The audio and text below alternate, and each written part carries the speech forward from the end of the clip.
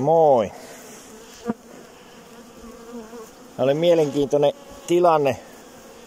Tästä pesästä oli lähtemässä juuri parvi, kun tuli hakemaan hunajaa.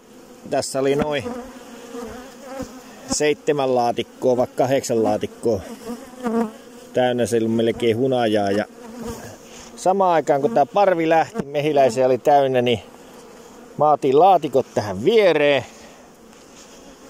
Laitoin sinne yhden tyhjän laatikon väliin ja parvi tuli sitten siihen toiseen laatikkoon pesään. Täällä on oma emo ja täällä on sitten tullut ilmeisesti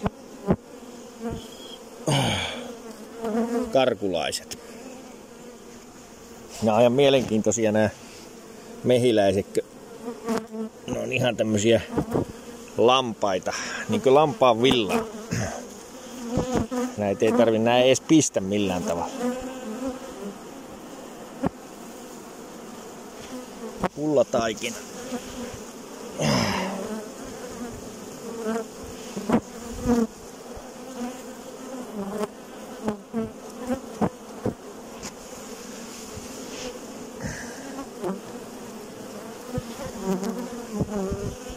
Joskus näinkin.